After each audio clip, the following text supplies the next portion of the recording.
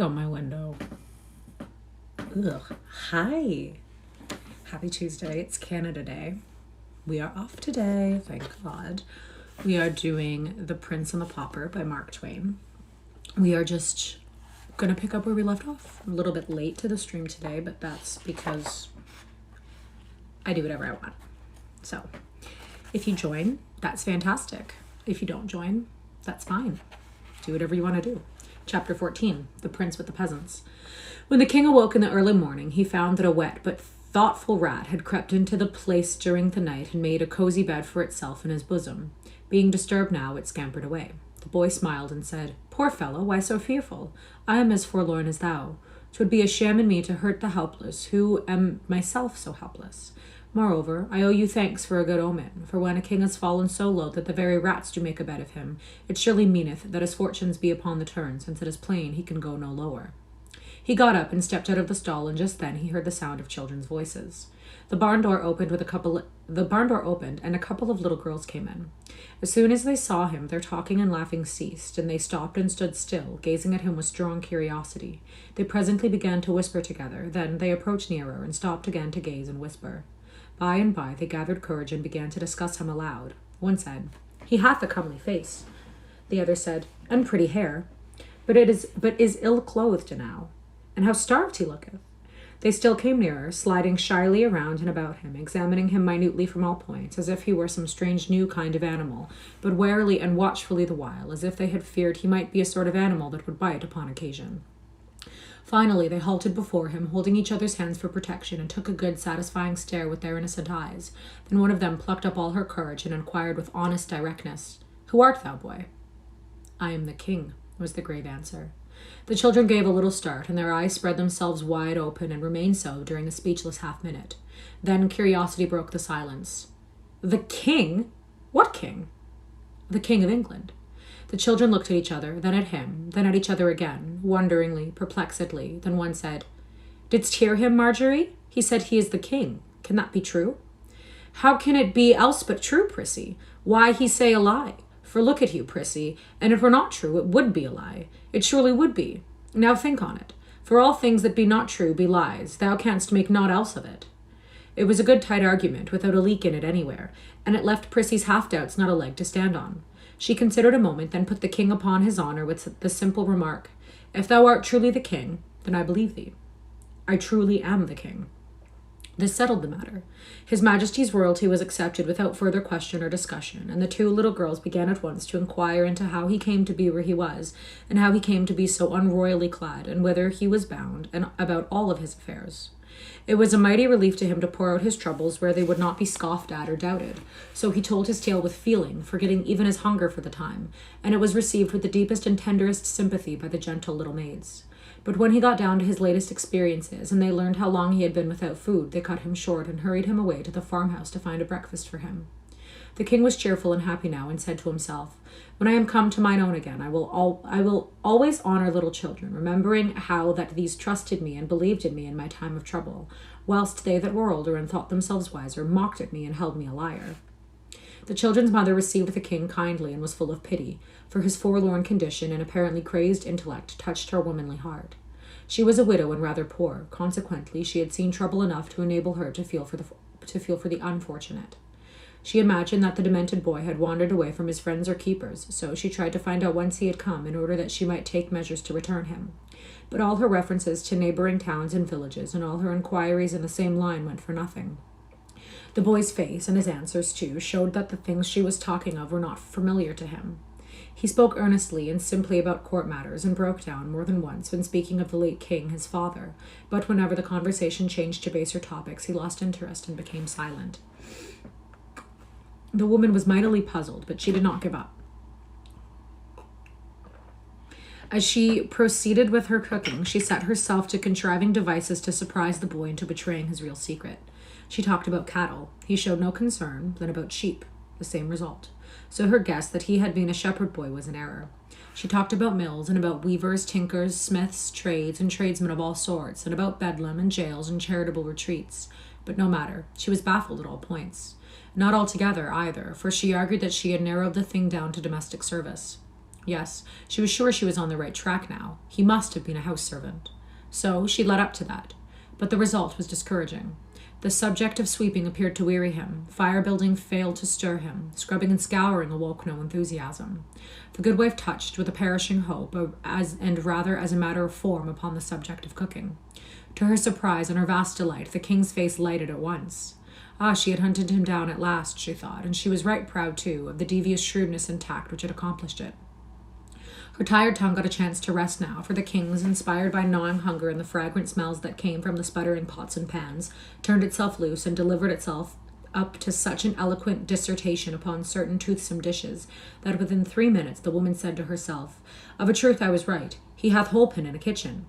Then he broadened his bill of fare and discussed it with such appreciation and animation that the good wife said to herself, "Good lack, how can he know so many dishes, and so fine ones withal? For these belong only upon the tables of the rich and great.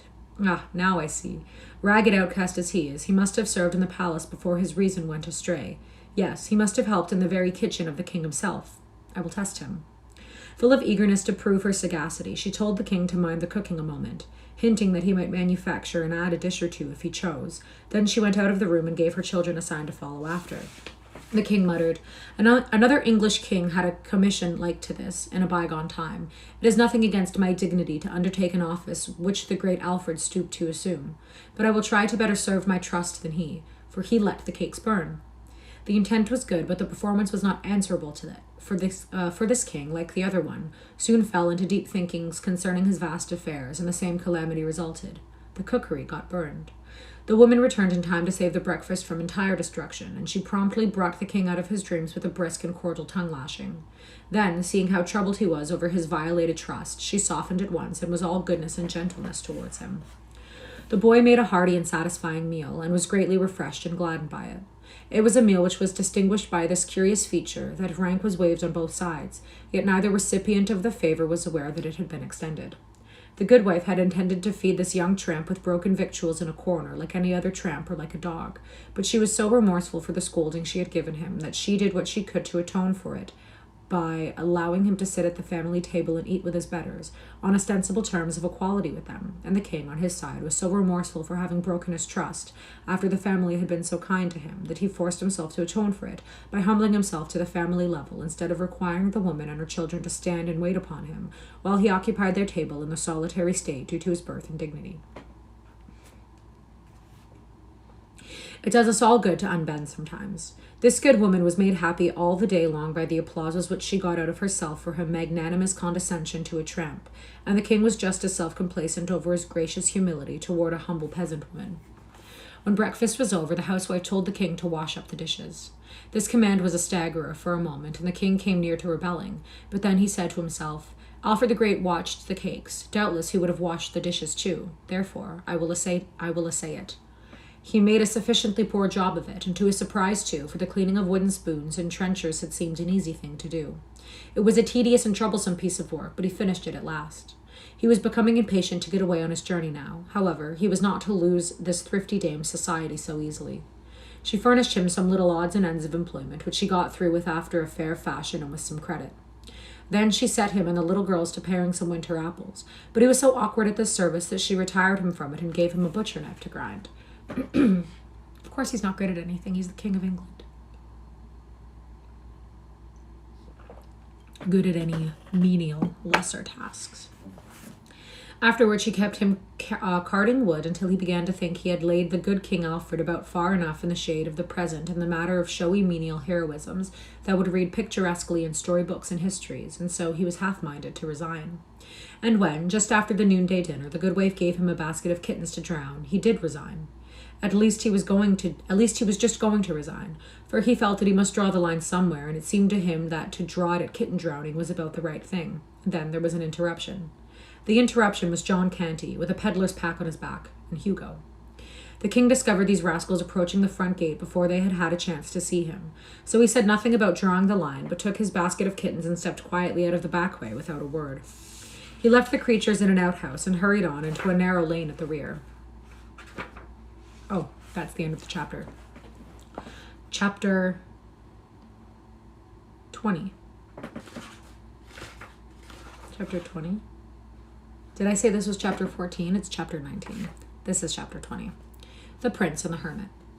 The High Hedge. What is going on with actually Tom Canty? Like, where is he?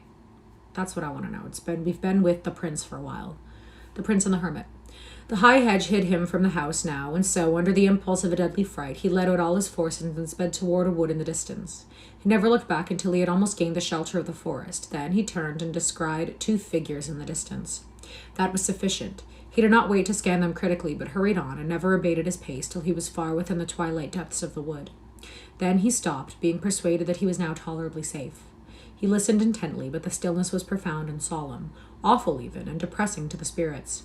At wide intervals his straining ear did detect sounds, but they were so remote and hollow and mysterious that they seemed not to be real sounds, but only the moaning and complaining ghosts of departed ones. So the sounds were yet more dreary than the silence which they interrupted. It was his purpose, in the beginning, to stay where he was the rest of the day, but a chill soon invaded his perspiring body, and he was at last obliged to resume movement in order to get warm. He struck straight through the forest, hoping to pierce a road presently, but he was disappointed in this. He traveled on, but the further he went, the denser the wood became, apparently. The gloom began to thicken by and by, and the king realized that the night was coming on. It made him shudder to think of spending it in such an uncanny place, so he tried to hurry faster, but he only made the less speed, for he could not now see well enough to choose his steps judiciously. Consequently, he kept tripping over roots and tangling himself in vines and briars. And how glad he was when at last he caught the glimmer of a light. He approached it wearily, stopping often to look about him and listen. It came from an unglazed window opening in a shabby little hut. He heard a voice now and felt a disposition to run and hide, but he changed his mind at once, for the voice was praying evidently. He glided to one window of the hut, raised himself on tiptoe, and stole a glance within. The room was small. Its floor was the natural earth, beaten hard by use. In a corner was a bed of rushes and a ragged blanket or 2. Near it was a pail, a cup, a basin, and 2 or 3 pots and pans. There was a short bench and a 3-legged stool. On the hearth, the remains of a faggot fire were smoldering. Before a shrine, which was lighted by a single candle, knelt an aged man, and on an old wooden box at his side lay an open book and a human skull. The man was of large, bony frame. His hair and whiskers were very long and snowy white. He was clothed in a robe of sheepskins which reached from his neck to his heels. "A holy hermit," said the king to himself. "Now I am indeed fortunate." The hermit rose from his knees. The king knocked. A deep voice responded, "Enter, but leave sin behind, for the ground whereon thou shalt stand is holy." The king entered and paused. The hermit turned a pair of gleaming, unrestful eyes upon him and said, "Who art thou?" "I am the king," came the answer with placid simplicity. "Welcome, king!" cried the hermit with enthusiasm. Then, bustling about with feverish activity and constantly saying, "Welcome, welcome," he arranged his bench, seated the king on it by the hearth, threw some faggots on the fire, and finally fell to pacing the floor with a nervous stride. "Welcome! Many have sought sanctuary here, but they were not worthy and returned away. But a king who casts his crown away and despises the vain splendors of his office and clothes his body in rags to devote his life to holiness and the mortification of the flesh, he is worthy. He is welcome. Here shall he abide all his days till death come." The king hastened to interrupt and explain, but the hermit paid no attention to him, did not even hear him apparently, but went right on with his talk, with a raised voice and growing energy. "And thou shalt be at peace here. None shall find out thy refuge to disquiet thee with supplications to return to that empty and foolish life which God hath moved thee to abandon. Thou shalt pray here. Thou shalt study the book. Thou shalt meditate upon the follies and delusions of this world and upon the sublimities of the world to come. Thou shalt feed upon crusts and herbs and scourge thy body with whips daily to purify of thy soul. Thou shalt never wear a hair shirt next to thy skin. Thou shalt drink water only, and thou shalt be at peace, yes, wholly at peace. For whoso comes to seek thee shall go his way again, baffled. He shall not find thee. He shall not molest thee." The old man, still pacing back and forth, ceased to speak aloud and began to mutter. The king seized this opportunity to state his case, and he did it with an eloquence inspired by uneasiness and apprehension. But the hermit went on muttering and gave no heed. And still muttering, he approached the king and said impressively, "Shh, I will tell you a secret." He bent down to impart it, but checked himself and assumed a listening attitude. After a moment or 2, he went on tiptoe to the window opening, put his head out, and peered around in gloaming, then came tiptoeing back again, put his face close to the king's, and whispered, "I am an archangel." The king started violently and said to himself, "Would God I were with the outlaws again, for lo, now I am the prisoner of a madman." His apprehensions were heightened, and they showed plainly in his face. In a low, excited voice, the hermit continued, "I see you feel my atmosphere. There's awe in your face. None may be in this atmosphere not be thus affected, for it is the very atmosphere of heaven. I go thither and return in the twinkling of an eye. I was made an archangel on this very spot. It is 5 years ago, by angels sent from heaven to confer that awful dignity. Their presence filled this place with an intolerable brightness, and they knelt to me. And they knelt to me, king. Yes, they knelt to me, for I was greater than they. I have walked in the courts of heaven and held speech with the patriarchs. Touch my hand. Be not afraid. Touch it. There. Now thou hast touched a hand which has been clasped by Abraham and Isaac and Jacob.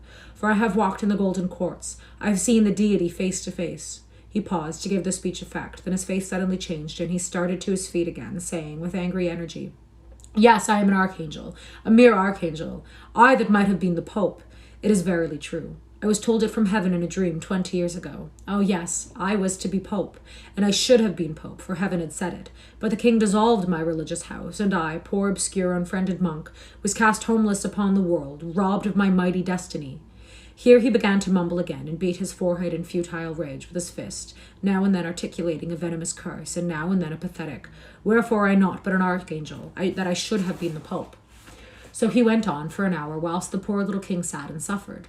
Then all at once the old man's frenzy departed, and he became all gentleness.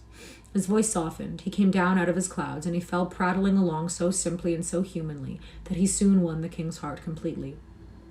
The old devotee moved the boy near to the fire and made him comfortable, doctored his small bruises and abrasions with a deft and tender hand, and then set about preparing and cooking a supper, chatting pleasantly all the time and occasionally stroking the lad's cheek or patting his head in such a gently caressing way that in a little while all the fear and repulsion inspired by the archangel were changed to reverence and affection for the man.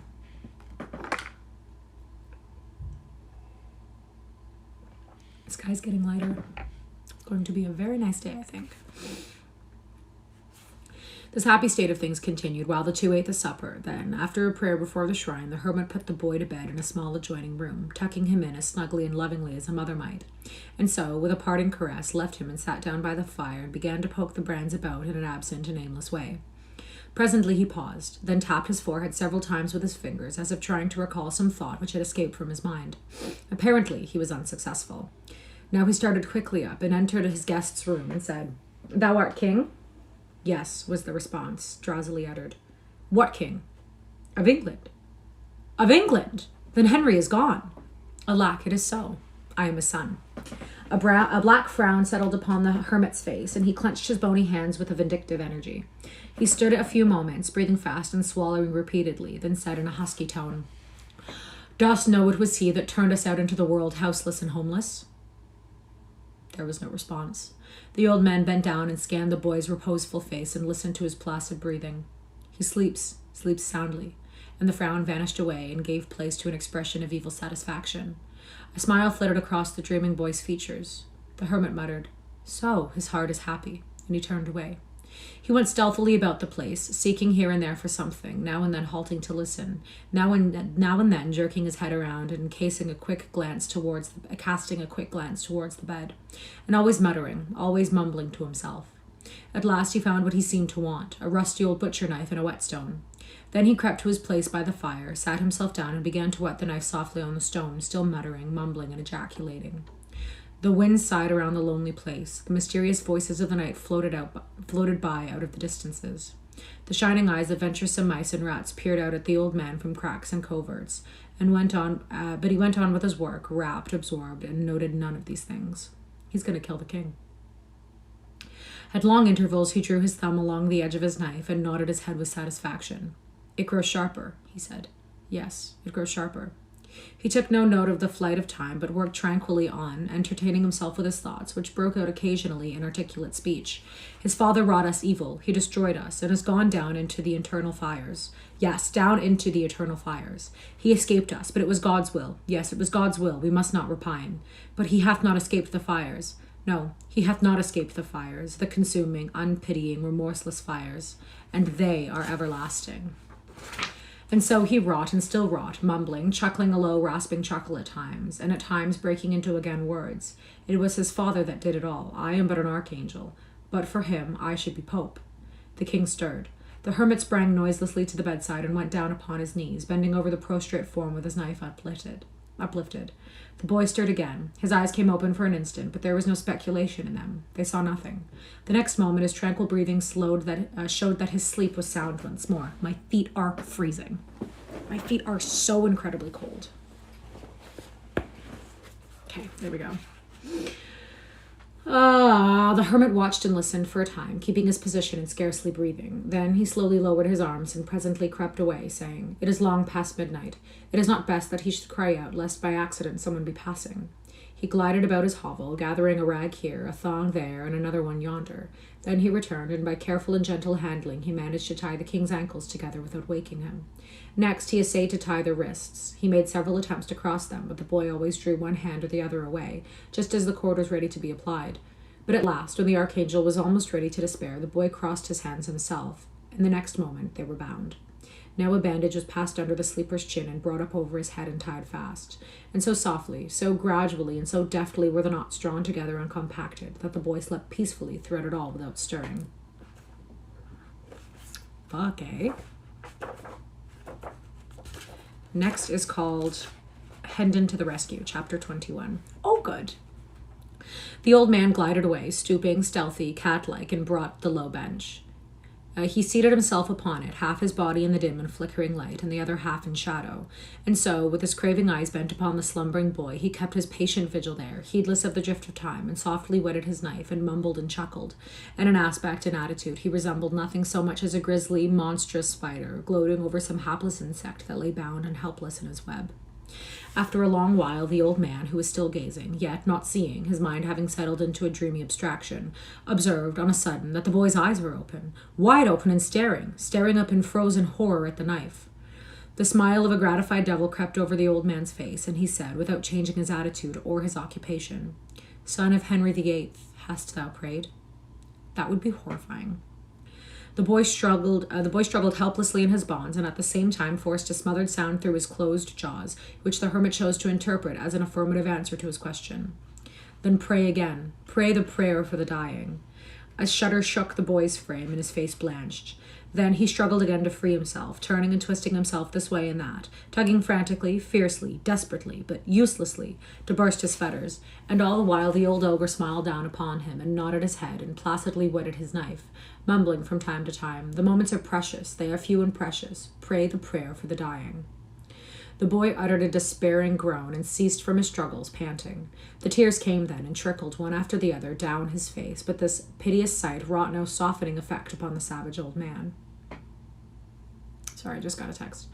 The dawn was coming now. The hermit observed it and spoke up sharply with a touch of nervous apprehension in his voice. "I may not indulge this ecstasy longer. The night is already gone. It seems but a moment, only a moment. Would that it endured a year. Seed of the church's spoiler, close thy perishing eyes, and thou fearest to look upon." The rest was lost in inarticulate mutterings. The old man sank upon his knees, his knife in his hand, and bent himself over the moaning boy. Hark! There was a sound of voices near the cabin. The knife dropped from the hermit's hand. He cast a sheepskin over the boy and started up, trembling. The sounds increased, and presently the voices became rough and angry. Then came blows and cries for help, then a clatter of swift footsteps retreating. Immediately came a succession of thundering knocks upon the cabin door, followed by, "Hello! Open, and dispatch in the name of all the devils!" Oh, this was the blessedest sound that had ever made music in the king's ears, for it was Miles Hendon's voice. The hermit, grinding his teeth in impotent rage, moved swiftly out of the bedchamber, closing the door behind him, and straightway the king heard a talk to this effect proceeding from the chapel. "Homage and greeting, reverend sir. Where is the boy? My boy." "What boy, friend? What boy? Lie me no lies, sir priest. Play me no deceptions. I am not in the humour for it. Near to this place I caught the scoundrels who I judged did steal him from me, and I made them confess. They said he was at large again, and they had tracked him to your door. They showed me his very footprints. Now, palter no more, for look you, holy sir, and thou produce him not. Where is the boy?" "Oh, good sir, peradventure you mean the ragged regal vagrant that tarried here the night. If such as you take an interest in such as he, know then that I have sent him of an errand. He will be back anon." "How soon? How soon? Come, waste not the time. Cannot I overtake him? How soon will he be back?" "Thou needst not stir. He will return quickly." "So be it then. I will try to wait. But you sent him an errand? You? Verily this is a lie. He would not go. He would pull thy old beard, and thou didst offer him such an insolence. Thou hast lied, friend. Thou hast surely lied. He would not go for thee, nor for any man." "For any man, no, happily not. But I am not a man." "What? Now, in God's name, what art thou then?" "It is a secret." Mark thou reveal it not. I am an archangel. There was a tremendous ejaculation from Miles Hendon, not altogether unprofane, followed by, "This doth well and truly account for his complaisance. Right well I knew he would budge not hand nor foot in the menial service of any mortal. But Lord, even a king must obey when an archangel gives the word of command. Let me What noise was that? All this while the little king had been yonder, alternately quaking with terror and trembling with hope, and all the while, too, he had thrown all the strength he could into his anguished moanings, constantly expecting them to reach Hendon's ear, but always realizing with bitterness that they failed, or at least made no impression. So this last remark of the servant came as comes a reviving breath from fresh fields to the dying, and he exerted himself once more with all his energy, just as the hermit was saying, "Noise? I heard only the wind." Mayhaps it was. Yes, doubtless it was. I have been hearing it faintly all the— There it is again! It is not the wind! What an odd sound! Come, we will hunt it out. Now the king's joy was nearly insupportable. His tired lungs did their utmost, and hopefully too, but the sealed jaws and muffling sheepskin sadly crippled the effort. Then the poor fellow's heart sank to hear the hermit say, "Ah, it came from without. I think from the copse yonder. Come, I will lead the way." The king heard the two pass out, talking, heard their footsteps die quickly away. Then he was alone with a boding, brooding, awful silence. It seemed an age till he heard the steps and voices approaching again, and this time he heard an added sound, the trampling of hooves apparently. Then he heard Tendon say, "I will not wait longer. I cannot wait longer. He has lost his way in this thick wood. Which direction took he? Quick, point it out to me." But wait, I will go with thee." Good, good. Why, truly thou art better than thy looks. Marry, I do not think there's not another archangel with so right a heart as thine.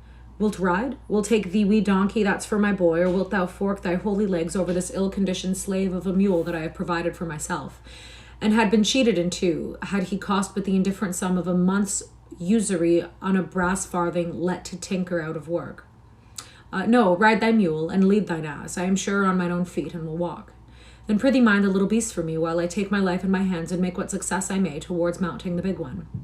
Then followed a confusion of kicks, cuffs, tramplings, and plungings, accompanied by a thunderous intermingling of volleyed curses, and finally a bitter apostrophe to the mule, which must have broken its spirit, for hostility seemed to cease from that moment. With unutterable misery, the fettered little king heard the voices and footsteps fade away and die out. All hope forsook him now, for the moment, and a dull despair settled down upon his heart. "My only friend is deceived and got rid of," he said. "The hermit will return," and he finished with a gasp, and all at once fell to struggling so frantically with his bonds again that he shook off the smothering sheepskin. And now he heard the door open. The sound chilled him to the marrow. Already he seemed to feel the knife at his throat. Horror made him close his eyes. Horror made him open them again, and before him stood John Canty and Hugo. He would have said, "Thank God," if his jaws had been free.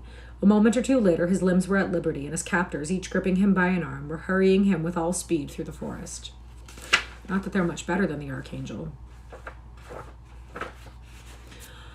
Okay, I think we'll read one more. Sorry, I keep staring at my phone. I'm getting like all kinds of notifications right now. Chapter 22, A Victim of Treachery.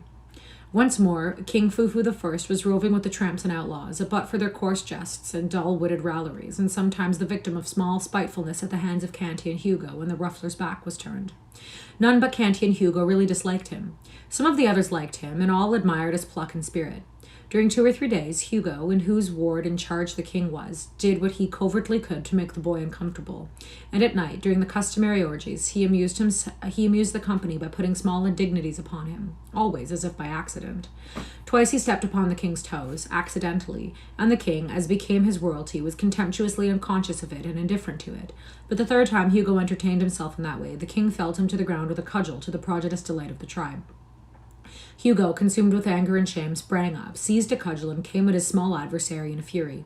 Instantly a ring was formed around the gladiators, and the betting and cheering began. But poor Hugo stood no chance whatsoever. His frantic and lubbery prentice work found but a poor market for itself when pitted against an arm which had been trained by the first masters of Europe in single stick, quarter staff, and every art and trick of swordsmanship. The little king stood, alert but at graceful ease, and caught and turned aside the thick rain of blows with a facility and precision which set the motley onlookers wild with admiration. And every now and then, when his practiced eye detected an opening, and a lightning swift rap upon Hugo's head followed as a result, the storm of cheers and laughter that swept the place was something wonderful to hear. At the end of 15 minutes, Hugo, all battered, bruised, and the target for a pitiless bombardment of ridicule, slunk from the field, and the unscathed hero of the fight was seized and borne aloft upon the shoulders of the joyous rabble to the place of honor beside the ruffler, where, with vast ceremony, he was crowned king of the gamecocks, his meaner title being at the same time solemnly cancelled and annulled, and a decree of banishment from the gang pronounced against any who should henceforth mutter it. All attempts to make the king serviceable to the troop had failed. He had stubbornly refused to act. Moreover, he was always trying to escape. He had been thrust into an unwatched kitchen the first day of his return. He not only came forth empty-handed, but tried to rouse the housemates. He was sent out with a tinker to help him at his work. He would not work. Moreover, he threatened the tinker with his own soldering iron. And finally, both Hugo and the tinker found their hands full with the mere matter of keeping him from getting away. He delivered the thunders of his royalty upon the heads of all who hampered his liberties or tried to force him to service. He was sent out in Hugo's charge, in company with a slatternly woman and a diseased baby, to beg, but the result was not encouraging. He declined to plead for the mendicants and be party to their cause in any way. Thus several days went by, and the miseries of this tramping life, and the weariness and sordidness and meanness and vulgarity of it, became gradually and steadily so intolerable to the captive that he began at last to feel that his release from the hermit's knife must prove only a temporary respite from death at best. But at night, in his dreams, these things were forgotten, and he was on the throne and master again. This, of course, intensified the sufferings of the awakening, so as the mortifications of each succeeding morning of the few that passed between his return to bondage and the combat with Hugo grew bitterer and harder to bear. The morning after the combat, Hugo got up with a heart filled with vengeful purposes against the king. He had two plans in particular. One was to inflict upon the lad what would be, to his proud spirit and imagined royalty, a particular humiliation. And if he failed to accomplish this, his other plan was to put a crime of some kind upon the king, and then betray him into the implacable clutches of the law. In pursuance of the first plan, I wonder if he goes before the king. I wonder if that's how they swap back, because I really don't see how that's going to happen at this point. In pursuance of the first plan, he purported to put a climb upon the king's leg, rightly judging that would mortify him to the last in perfect degree. And as soon as the climb should operate, he meant to get Canty's help and force the king to expose his leg in the highway and beg for alms. Climb was the cant term for a sore, artificially created. To make it climb, the operator made a paste or poultice of unslaked lime, soap, and the rest of an old iron, and spread it upon a piece of leather, which was then bound tightly upon the leg. This would presently fret off the skin and make the flesh raw and angry-looking. Blood was then rubbed upon the limb, which, being fully dried, took on a darker and repulsive color. Then a bandage of soiled rags was put on in a cleverly careless way which would allow the hideous ulcer to be seen and move the compassion of the passerby. Hugo got the help of the tinker whom the king had cowed with a soldering iron. Then they took the boy on a tinkering tramp, and as soon as they were out of sight of the camp, they threw him down, and the tinker held him while Hugo bound the poultice tight and fast upon his leg. That's awful. That's horrific. The king raged and stormed and promised to hang the two the moment the scepter was in his hand again, but they kept a firm grip upon him and enjoyed his impotent struggling and jeered at his threats. This continued until the poultice began to bite, and in no long time its work would have been perfected if there had been no interruption. But there was, for about this time the slave, who had made the speech denouncing England's laws, appeared on the scene and put an end to the enterprise and stripped off the poultice and bandage. The king wanted to borrow his deliverer's cudgel and warm the jackets of the two rascals on the spot, but the man said no, it would bring trouble. Leave the matter till night. The whole tribe being together then, the outside world would not venture to interfere or interrupt. He marched the party back to camp and reported the affair to the ruffler, who listened, pondered, and then decided that the king should not be again detailed to beg, since it was plain he was worthy of something higher and better. Wherefore, on the spot he promoted him from the mendicant rank and appointed him to steal. Hugo was overjoyed. He had already tried to make the king steal, but failed. But there would be no more trouble of that sort now, for of course the king would not dream of defying a distinct command delivered directly from headquarters. So he planned a raid for that very afternoon, proposing to get the king in the law's grip in the course of it, and to do it, too, with such ingenious strategy that it should seem to be accidental and unintentional. For the king of the gamecocks was popular now, and the gang might not deal over gently with an unpopular member who played so serious a treachery upon him as the delivering him over to the common enemy, the law. Very well. All in good time, Hugo strolled off to a neighboring village with his prey, and the two drifted slowly up and down one street after another, the one watching sharply for a sure chance to achieve his evil purpose, and the other watching as sharply for a chance to dart away and get free of this infamous captivity forever. Both threw away some tolerably fair-looking opportunities, for both in their secret hearts were resolved to make absolutely sure work this time, and neither meant to allow his fevered desires to seduce him into any venture that had much uncertainty about it. Hugo's chance came first, for at last a woman approached who carried a fat package of some sort in a basket. Hugo's eyes sparkled with sinful pleasure as he said to himself, "Breath of my life, and I can but put that upon him. 'Tis good den, and God keep thee, king of the gamecocks." He waited and watched, outwardly patient, but inwardly consuming with excitement, till the woman had passed by and the time was ripe, and then said in a low voice, "Tarry here till I come again," and darted stealthily after the prey. The king's heart was filled with joy. He could make his escape now, if Hugo's quest only carried him far enough away. But he was to have no such luck. Hugo crept behind the woman, snatched the package, and came running back, wrapping it in an old piece of blanket which he carried on his arm. The hue and cry was raised in a moment by the woman, who knew her loss by the lightening of her burden, although she had not seen the pilfering done.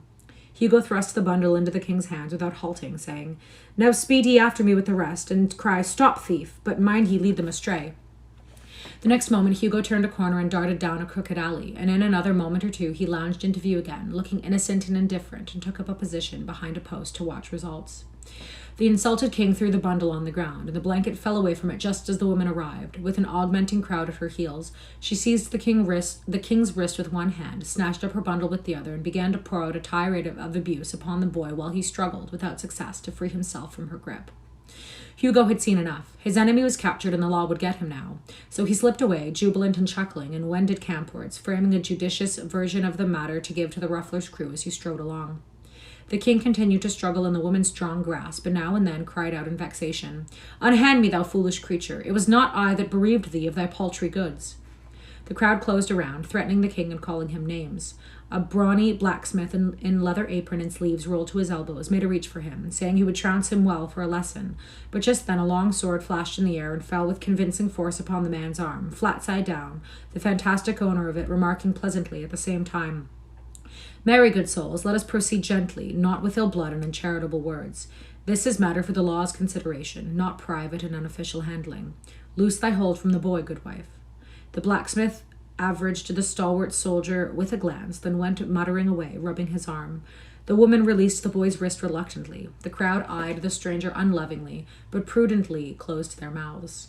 The king sprang to his deliverer's side with flushed cheeks and sparkling eyes, exclaiming, "Thou hast lagged sorely, but thou comest in good season now, Sir Miles. Carve me this rabble to rags." Okay, that's where we're going to end. I just want to know what's going on actually with Tom Canty. That's where we're going to end. I'm going to upload this to YouTube, same name as this channel. But yeah, have a great day, and thanks for reading with me. Bye.